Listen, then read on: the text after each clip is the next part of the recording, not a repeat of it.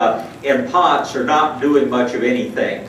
I'll just leave it at that and let you talk a little bit about rosemary and how to grow it and how to use it. Okay, rosemary is a wonderful plant. It's a wonderful landscape plant, which a lot of people don't realize. Usually when rosemary isn't doing well, it's not getting enough sun, it's not draining fast enough, or you've been whacking on it too much. Rosemary needs really good drainage. It doesn't like to be damp. So if it's in a pot and you've been watering it a lot, it may be getting too much water. If it's a new plant with a whole lot of soil in it, it takes a while for the roots to get into all that soil and it stays wet. So back up on your watering if that might be a problem. Another issue is it may be pot bound. On the other hand, if you've had it in this pot for a year and it grew vigorously last year, there may not be any soil left in the pot. So poke around on it, see if there's soil, see if the soil's wet. One of the sure ways to kill rosemary, and this is something people do fairly regularly, is to prune it severely all at once. These rosemary bushes will get real big. People buy rosemary in a 4-ounce pot and think it's a cute little thing. But if you put it in the ground, it'll get 5 feet tall and 5 feet wide.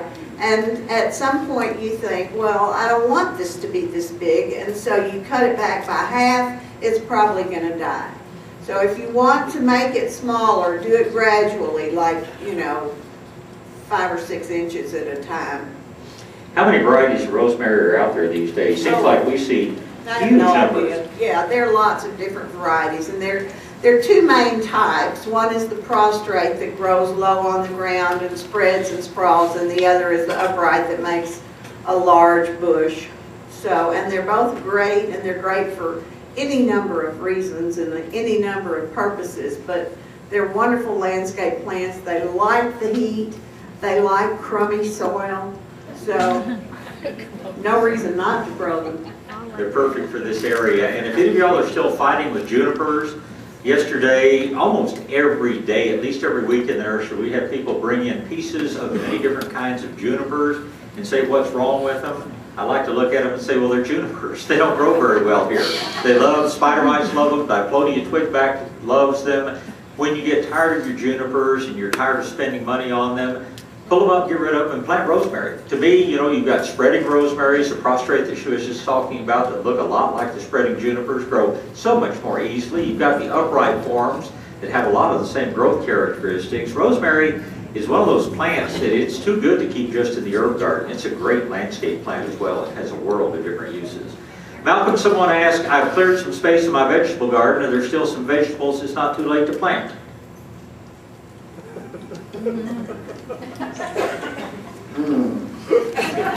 Just say yes, Malcolm. I plant squash any time of the year. There's a lot of things you can plant now. Too late for corn. Beans do pretty good. I got some of them up. Oh, yeah, okra, any time except in cold weather. Plant Beck's Big if you're going to plant okra, though. Beck's Big okra? Elaborate a little bit. There you go. It was growing on our farm when we bought it.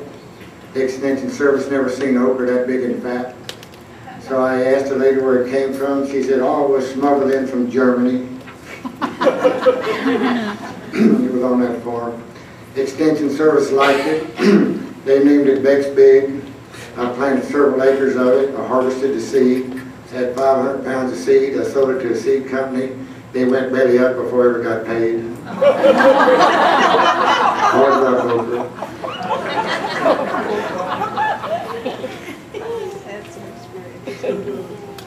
You can plant melons.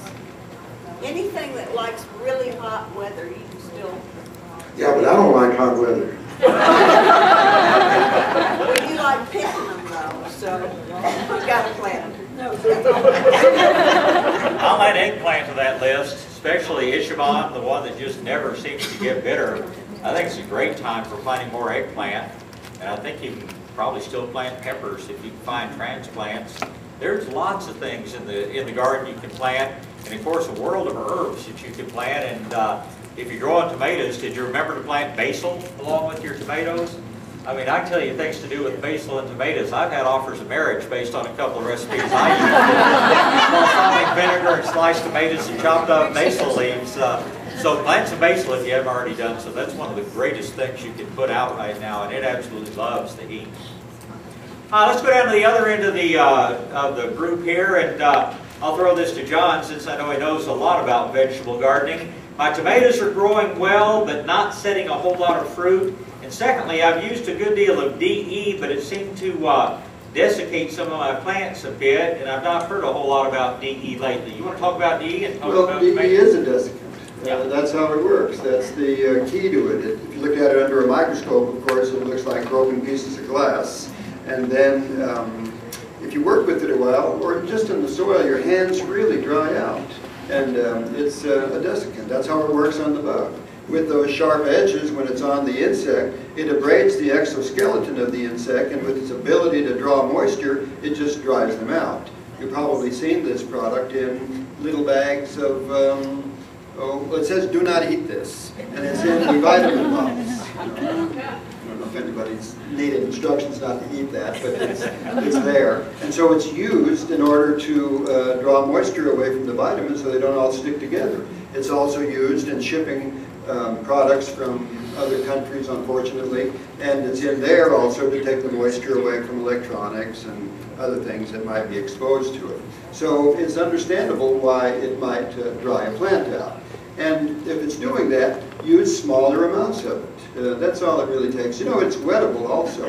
I have friends, they use it in a liquid form and spray it on the insects. They can't get away from it, and when it dries out, it's effective on them. So moderate amounts of that are really effective. The reason the tomatoes are not producing right now, some people think a little insect is eating the flowers off and makes a nice little cut. Well, it's a lack of pollination. When you plant late, this is the rush in the springtime. We're anxious to get our tomatoes in. It may still have a frost or a freeze coming, but we've got to get them in early around here, especially in central and south Texas, because once the night temperatures are in the upper 70s and the day temperatures are up in the mid-90s, that's March 15th, something like that. So you've got to, well, that's a global warming thing. And so they drop their flowers. They just abort the flowers in those high temperatures. We've got the little cool weather here. You might see your tomatoes set again. But it's just related to the temperature more than anything else. And of course, cherry tomatoes will set fruit at a much higher nighttime temperature, so always grow some cherry tomatoes. Those Juliets, those Sweet 100s, a lot of the heirloom cherry types will continue to produce all summer. So even if you don't have big old slicing tomatoes, I eat the first 50 of them before I even put some in a bucket for anybody else. So roast cherries. Bruce, I wanted you to talk for a minute, talking about diatomaceous earth. Now, the form John was talking about in these little silica gel packages is a somewhat different form, but there are forms of diatomaceous earth that are actually used in consumable products. And I know your daughter did some research on some of this. You want to talk about that use of DE? Yeah, when you read something that says silica dioxide, it's just diatomaceous earth. They just give it a different name. And what my daughter learned, she was in high school and I gave her this project, which incidentally took her all the way to the Nationals in Atlanta, Georgia. And what she did was study the actual use of diatomaceous earth on fire ants and other insects. And the initial studies were kind of interesting because sometimes it didn't work. Sometimes it did. Finally, what she established as a fact is that the direct humidity of the air around the insect when you were using it had a direct relationship with the time it took for that diatomaceous earth to work. I guess in the extreme, if you use diatomaceous earth in Prescott, Arizona, the ant won't make it back to the mound. But if you use that same DE in Atlanta, Georgia, the ant will probably walk around a couple weeks before it drops dead.